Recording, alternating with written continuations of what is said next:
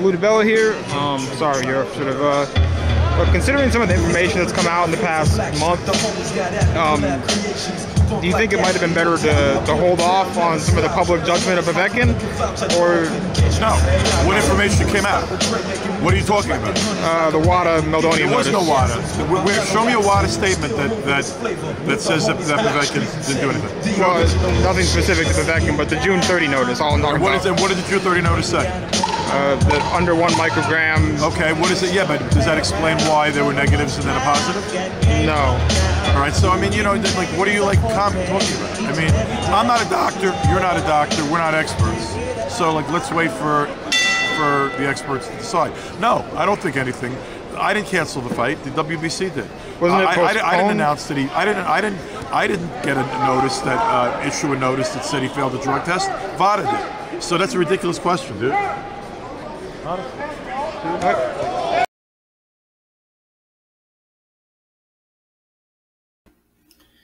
If it's in Russia, Povetkin's going to win it.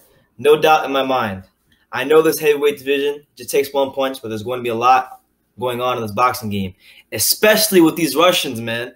Time after time, you see them Russians, especially in 2016. It's been a global thing with them, especially with the Olympics, with the cheating and stuff like that. You just can't trust them. You just can't trust them.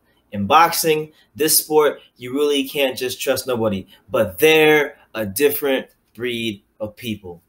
End quote. Those are the quotes of Deontay the Bronze Bomber Wilder, and this was in 2016. To be exact, this was in December of 2016, a couple of months after the whole Alexander Povetkin situation happened. So before we get into what I really want to say, let me say it's your boy BT. And I came here to talk some boxing with thousands of True School Sports subscribers. Now, where's my brethren, all right, in Russia and Alabama? Shout out to those places, because the two fighters we're going to talk about in this video are very heavily connected to those two places.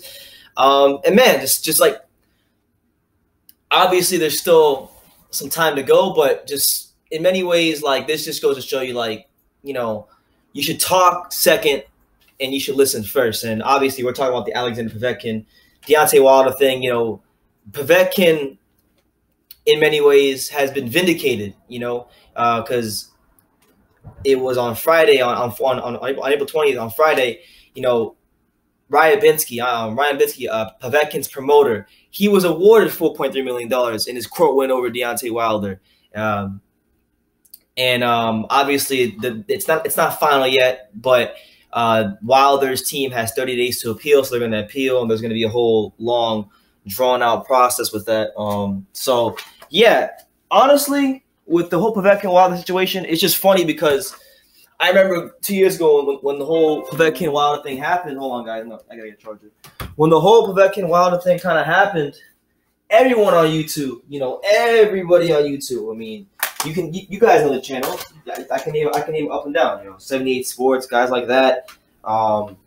They just jumped the gun. They called Povetkin a piece of, you know, for lack of a better word, a piece of shit. He could call him this, they call him that. They threw salt all over his name. But then the man wins in court. The man wins in court, and right now Deontay Wilder, I mean, pretty much the win in court for anyway, the win in court for Povetkin, pretty much it puts everything about Deontay Wilder's career into question. I'm gonna tell you guys about why here in a second. I'm gonna have my book, because, like, I mean, there was a lot of back and forth in the YTBC, and I'm not gonna lie, I was very silent about this whole thing for 2016 and 2017 when all these things happened. Because I'll be honest, I really didn't know about Meldonium when Povetkin tested positive for it. I didn't know about any of this stuff, right? So I just silently, diligently to myself over the years, just kind of studied a little bit about it, looked at the case. You know, my man Maxwell Bear sent me the court documents. I've had them since February of last year. And I looked over them. And the thing is this, you know, I kind of just waited for this, because if you really were not in your feelings and you looked at the facts and you looked at the way things were, then you knew, like, Povetkin, in this case, because I don't want to say Povetkin is a clean fighter. I'm not a Povetkin fan. I'm not standing behind Povetkin because he did later on that year in 2016, before he fought Stavern, test positive for Austrian. But I'm saying in this case right here, he was innocent, man. He was innocent. You know, and it's just funny because I like I said, I went through all these channels and nobody's talked about the whole Alexander Povetkin and how his team was been awarded $4.3 million in court. You know, now everybody's silent as a church mouse. So I just found that pretty funny. But the reason I'm saying that this court ruling calls Wilder's career into question is because of this, right? And it's in regards to his last two opponents, right? Because Povetkin tested positive for Meldonium, and that situation was very interesting because, you know, the World Anti-Doping Agency had just banned it on January 1st of 2016. So if you took it basically any time within the last three to 4 months of 2015, then that means there'd be a really small, the term trace elements. There'd be really small trace elements in your system, and you could still come up positive for a test, right? So that happened. And then it was funny because in April of that same year, WADA issued the updated guidelines, allowing less than 1 microgram per milliliter of meldonium for the test done before March 2016. And it was like, Povetkin was justified by a guy by the name of Daniel Eichner, who was the president of Sports Medicine Research and Testing. And for those of you that doesn't sound legit enough for you, that's one of the only two WADA accredited labs in all of America. So pretty much he's one of the most credible people you can go to for this matter. And like he pretty much said that Povetkin was innocent. The threshold is one. What was it? I got it right here in front of me. Threshold was one. Wait, so many damn notes. The threshold was like, I believe it was like 1 microgram. And Povetkin was way below that. So he got demonized for that, right? And then why I'm saying Wilder's career has to be called into question is because Povetkin, quote unquote, was a cheater. He was a dirty Russian. He was all these things. But then you got to look at, okay, he fought Luis Ortiz and he fought Bermain Stavern. We'll start with Ortiz. We know Ortiz's history. He went and he fought Luis Ortiz. This is a man that has tested positive for something much more dangerous, much more deadly, much more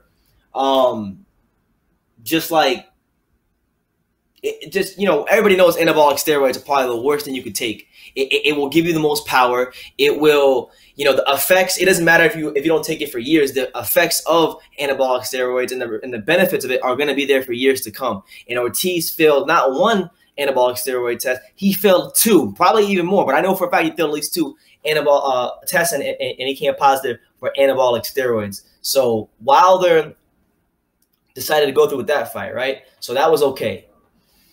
Then he fought before that, and I actually had a chance to go to this fight. Wilder wound up fighting Bermain Stavern, and that for their rematch. And this was coming off the heels of Ortiz and the whole blood pressure medication thing, and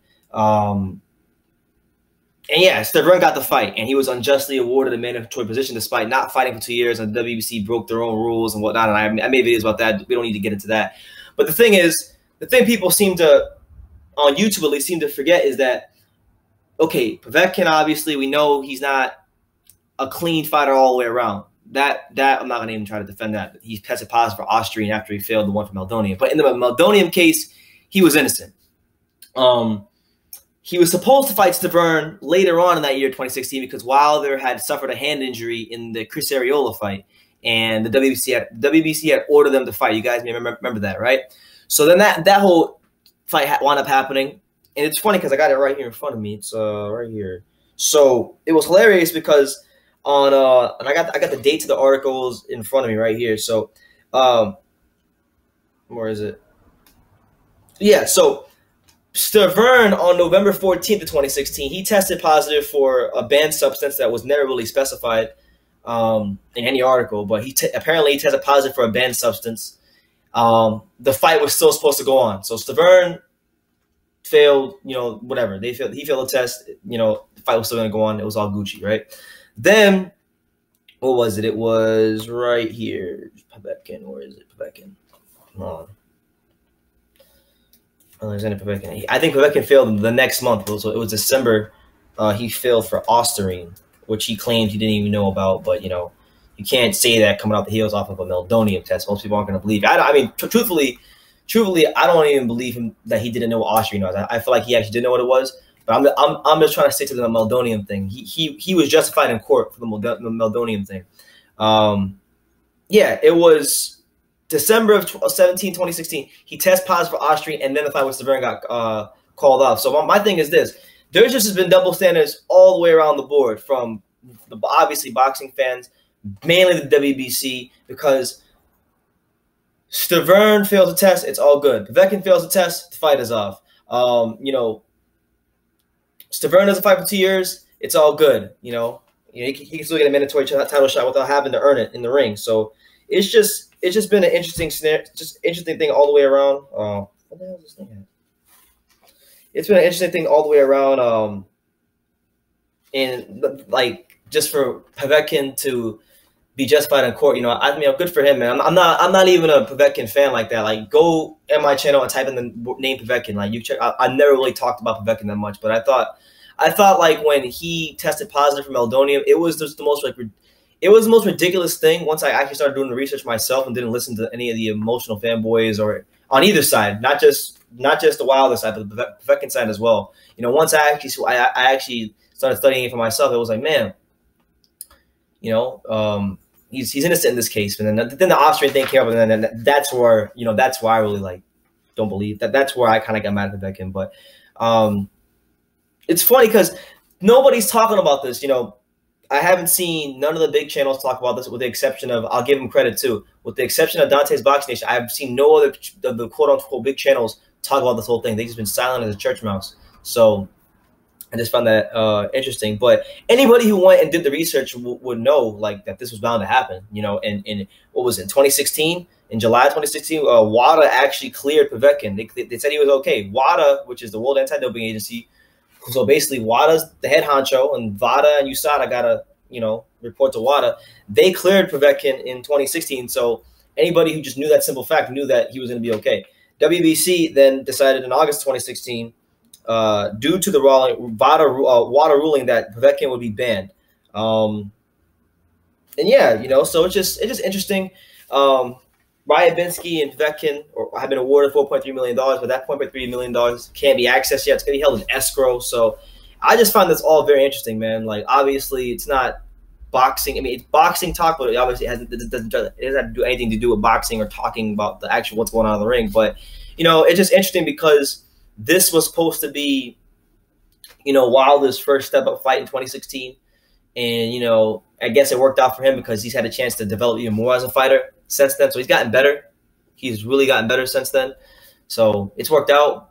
But you know, honestly, I feel like this fight has to. I feel like this fight just has to happen at some point. It does, because you can't throw, because it was him and DiBella as well. Him, Lou DiBella, they threw salt all over the man's name, and the dude got justified in court. Like, dude is good. So we'll see what happens, man. We'll see if you know, the Wilder's team and whatnot can win the appeal, or whatever they say. If they win the appeal, it'll be interesting things to follow, because I just feel like, because he had the audacity to say, like, you know, you can't trust the Russians, right? And I'm like, you know, I believe in like fairness for all the fighters, man. Like, and I just feel like a lot of the foreign fighters that come to America don't get a fair shake a lot, and especially in that year, 2016, because that year, 2016, was just utterly ridiculous. You know, the Povetkin thing happened.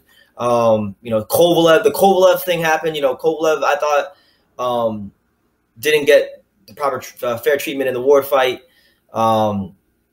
And it just happened to a lot of Russian fighters, man. So, and it just seems to be like that for like not just Russian fighters, but, you know, a lot of foreign fighters. But I guess, you know, probably the Russian fighters get the worst of the treatment, because, you know, that also was happening in a time where, you know, the elections are going on, and, you know, it was a crazy time in the world. So yeah, man.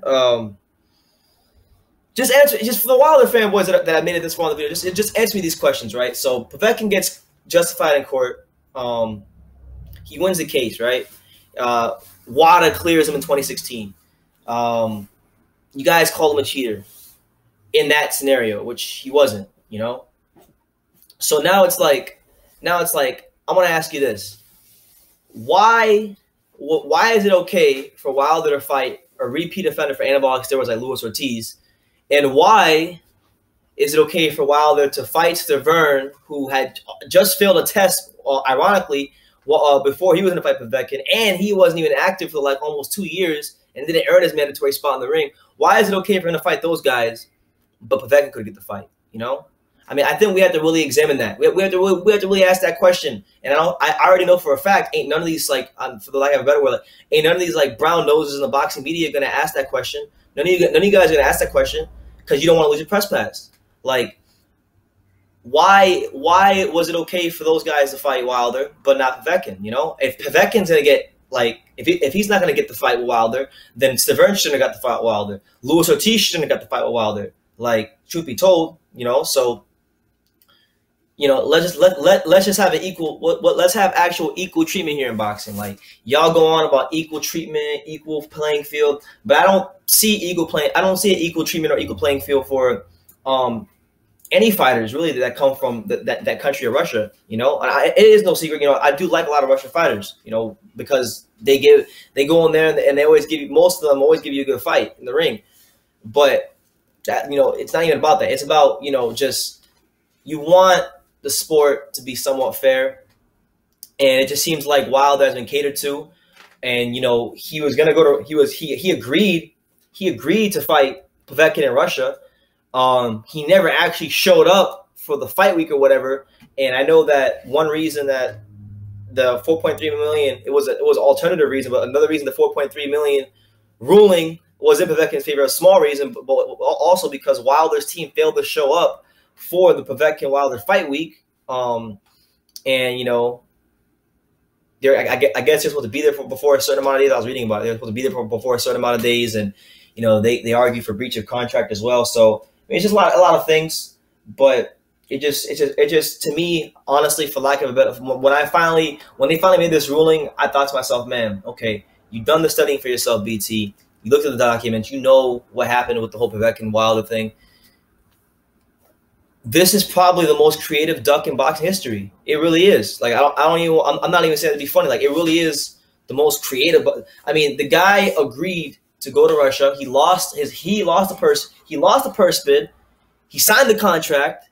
Then he tested positive for a newly banned substance, which he wasn't even in violation of the actual threshold, and the fight didn't happen. You know, and honestly, in this video, I wanted to say credit to guys like Precise Presenter, Thunderdome Boxing Top, Maxwell Bear, who went, they did the research, and they stood for what was right in boxing. You know, those guys got a lot of stick, a lot of criticism for people, and they still are from a lot of people, and I think they deserve a lot of credit for standing not standing up for Povetkin, because Povetkin is not an all the way clean fighter. He did test positive for Osterine, but they stood for what was right, not for a person, but for the truth and what was right, and that's honorable. So, you know, we have to look at everything here. We have to look at everything.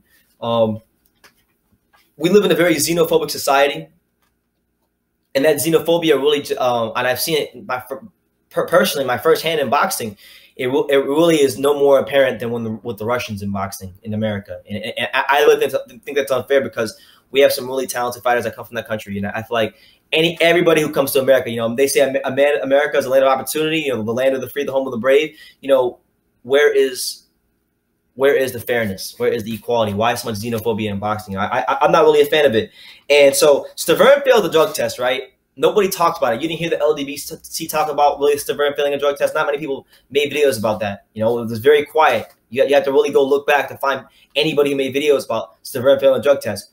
But when he got the fight with Wilder the second time, nobody criticized Stavern. You know, so it's just, you really see what people's true agendas are here. That honestly, it's not about boxing. It's not about the truth, and it's not even about what's right in the world. It really is about, you know, race superiority, trying to just, you know, put down others to prop up yourself, and a lot of you guys are just vicariously living through these fighters, and I don't think that's a place we want to be as boxing fans. We want to try to be fair. We want to try to be honest. And you know, it's not a done deal yet, so I don't want to jump the gun. But I think this court ruling should bring into question a lot of the credibility of Wilder in his career. And honestly, like, he signed a contract to go to Russia to fight Povetkin for what $5 million, but he won't even fight Joshua. But that's another video. That's probably the next one. But yeah, man, just I want you guys have seen. I haven't gotten animated. I haven't cursed. I haven't been disrespectful in this video like I have in other Wilder videos. Just ask yourself those questions. I want you guys, Wilder fanboys, objectively ask yourself those questions. Why is it so bad that Povetkin failed for Meldonium, which was a newly banned substance that he had very little of it in his body, below the threshold that was set by WADA, who pretty much sets the guidelines for everything. WADA set the guideline. He was below that threshold, right? He was clean in that instance.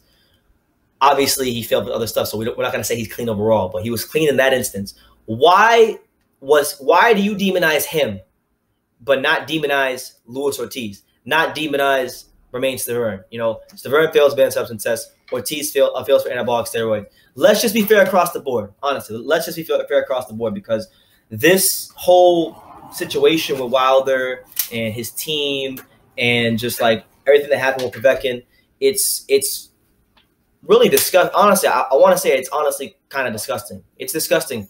And hopefully, just so there's like, you know, something goes right in boxing, hopefully they can just settle in the ring, because Povetkin got screwed out of a big fight. Since then he's had to fight his way all the way back up to even get in a position where he might be fighting Anthony Joshua next. You know, apparently him and Ryan Binsky and Eddie Hearn are currently in negotiations, because that might actually be Povetkin's next fight. So even in his loss, Povetkin might still wind up being the ultimate winner by getting the Anthony Joshua fight, a big payday and a chance to, you know, as they say, crash the heavyweight division. So yeah, man, as this continues to develop, you know, I'll definitely begin to report on it. But I just find it ridiculous, man, because anybody who went and did the research at any point in time could see that this was bound to happen. And WADA had cleared Povetkin in 2016. And another question I want to ask, I'm gonna leave you guys with this, and I'll end the video. It's a known fact that in Deontay Wilder's right hand, he got surgery years ago, and in his right hand, he has steel pins in his right hand. Now, obviously, that's not a performance enhancing drug, but is that not performance enhancing?